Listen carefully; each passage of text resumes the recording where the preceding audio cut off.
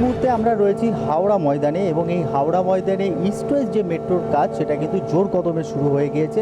কীরকম কাজ চলছে ইস্ট ওয়েস্ট মেট্রোর সেটাই আমরা কিন্তু তদারকি করবার জন্য এই মুহূর্তে হাওড়ার যেখানে টানেলের কাজ চলছে সেই জায়গায় এসে পৌঁছেছি। টানেল তৈরির জন্য বিদেশ থেকে আনা হয়েছে দুটি tunnel boring machine. Howrah Maidan হতে চলেছে পশ্চিম দিক থেকে প্রান্তিক স্টেশন। এই স্টেশনটি হতে চলেছে ক্রসিং স্টেশনে। জোর কদমে চলছে মাটির তলার অংশে টানেল তৈরির কাজ।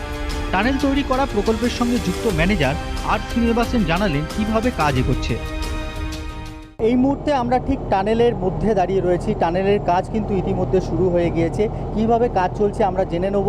আমার সঙ্গে রয়েছেন এই প্রজেক্টের সঙ্গে যুক্ত ডিপিএম मैनेजर श्रीनिवासन बाबू। श्रीनिवासन बाबू संगे कथा बोलबो।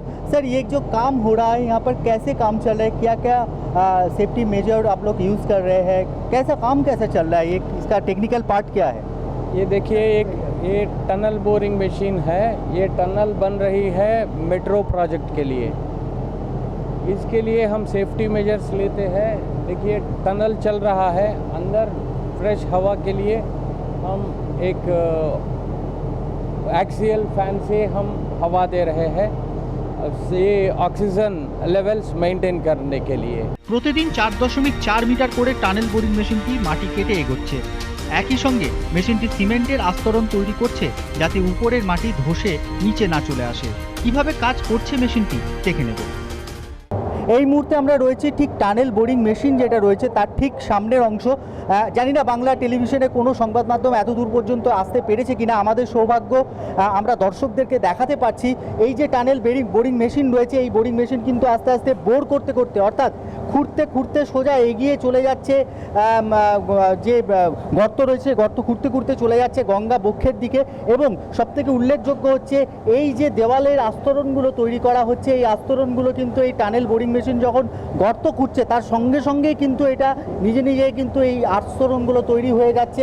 অর্থাৎ 4.2 মিটার এইগুলো আস্তে আস্তে এগোচ্ছে এবং তারপরে 4.2 মিটারের জন্য এই যে আস্তরণগুলো রয়েছে অর্থাৎ সাদা সাদা যে গোল আমরা আস্তরণ দেখতে পাচ্ছি সিমেন্টের, সেটা তৈরি হচ্ছে। তারপর আবার 4.2 মিটার এগোচ্ছে, তারপরে আবার এই আস্তরণগুলো তৈরি করা হচ্ছে। অর্থাৎ সম্পূর্ণভাবে বিদেশি পদ্ধতির মাধ্যমে কিন্তু এই টানেল বোরিং মেশিন তাদের কাজ করে যাচ্ছে এবং গঙ্গা বক্ষে কতক্ষণে যায় তার অপেক্ষায় কিন্তু এখানকার যারা কর্মীরা রয়েছেন তারা অপেক্ষা করে রয়েছেন এবং তার সঙ্গে সাধারণ মানুষ যারা এই ইস্ট ওয়েস্ট মেট্রো প্রকল্প থেকে সুবিধা পাবেন তারাও কিন্তু অপেক্ষা করে রয়েছেন। আমার সঙ্গে শ্রীনিবাসন বাবু রয়েছেন, তার সঙ্গে আবার কথা বলে নেব।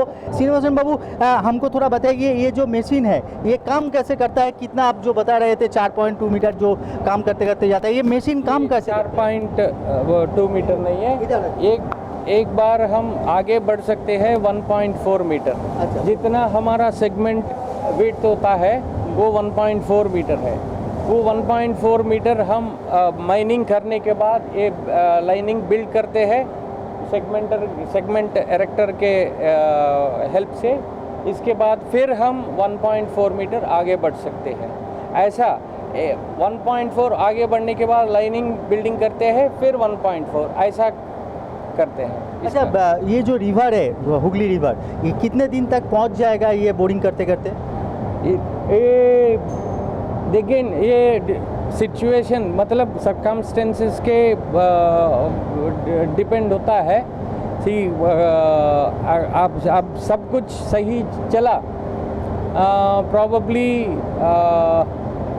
May be with in 2 months we can reach if everything favors us। বিদেশে এই ধরনের অত্যাধুনিক মেশিন নিয়ে কাজ হলেও ভারতবর্ষে এই ধরনের কাজ এই প্রথম। ফলে এই প্রকল্পের সঙ্গে যুক্ত কর্মীরা বেশ উৎসাহ নিয়ে কাজ করে যাচ্ছেন।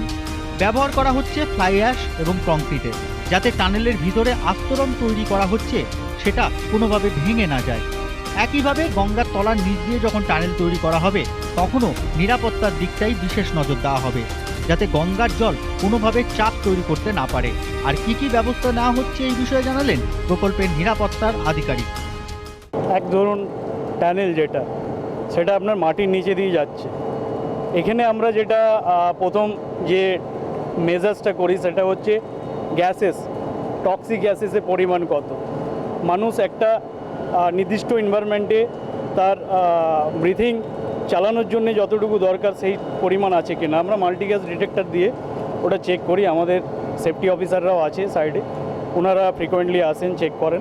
এখন শুধু অপেক্ষা, সব দিক দেখে নিয়ে তৈরি করা হচ্ছে টানেল তৈরির কাজ। পুজোর আগেই শুরু হয়ে যাবে গঙ্গার নিচ দিয়ে টানেল তৈরির কাজ। কলকাতা এবং হাওড়া এই দুই বাসীর জন্য কিছুটা হলেও আশার বাণী শোনাচ্ছেন ইস্ট ওয়েস্ট মেট্রো রেল কর্তৃপক্ষ।